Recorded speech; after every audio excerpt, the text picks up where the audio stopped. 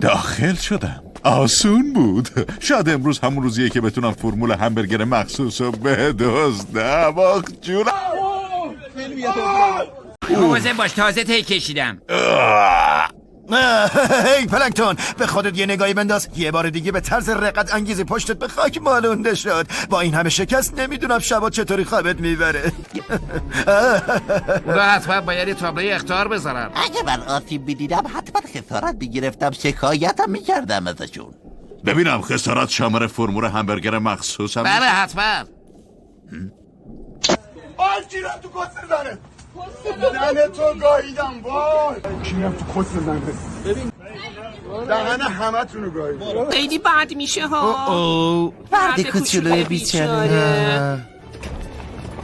صبر کنید یه دقیقه وایسا پلنگتون. ما مجبور نیستیم این مسئله رو به دادگاه بکشونیم مگه نه؟ خب اگه فرمول همبرگر مخصوص رو به من واگذار کنی منم اشتباه فاحش تو ندیده میگیرم. بدزاد، فقط وقتی دستت به فرمول من میرسه که از چنگالای کشنده یه من قصر در بری.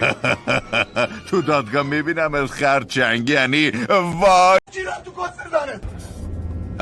خرچنگ بیچاره. بهت یه شانس دیگه میدم. از شکایتم صرف نظر میکنم اگه اون فرمول رو بدی. هرگز ای کوچولوی پست. بای بای. کیرم تو کس زنه. چی؟ نه من حتی چنگکم بهش نخور. اون داره دروغ میگه. آیا شاکی برای اقامه حاضر هستن؟ در خدمتم. سعی میکنم که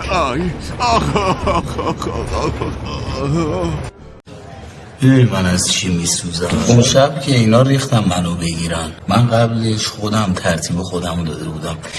11 ورق قرص خورده بودم. 1 ساعت دیرتر میرسیدم تموم بود.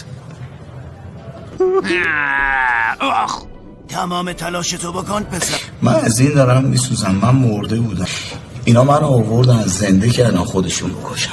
چطور پیش میره پسر؟ نگران نباشین دارم روش کار میکنم. چرا نکشه؟ وقتی به هر دری میزنی همه کس و کارتو از بدبختی نجات بدی، ولی تهش میفهمی اینا بدبختیشونو دوست دارم پوزشو میدن. باب رها شد.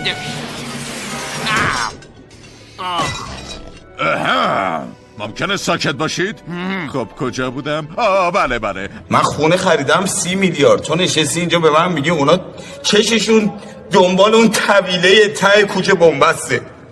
5 تا توریستاگو من فرستادم اون واسه چی؟ واسه اینکه درس بخونن آدم شن. تاش فهمیدم چی غیر اون 2 تا دختر بچه بقیه دارن الوات میشن. منو ببر. از همدردیتون متشکرم. ساده لوحم. توضیحاتتون کاملا روشن. بله سرورم. تفلک مادر بزرگ. آقای اختاپوس رو به جایگاه دعوت میکنم. اختاپوس کارمند با وفای بنده. آقای اختاپوس، موکل من به خساست متهم شده. آیا شما با این حرف موافقید آقای محترم؟ بله. چی؟ سوالمو یه جور دیگه بیان میکنم. میتونید چند تا از دست و دلبازی های آقای خرچنگو بشمارید تا افراد توی دادگاه هم بفهمن؟ کیر منم نیست. ببخشینو. باشه.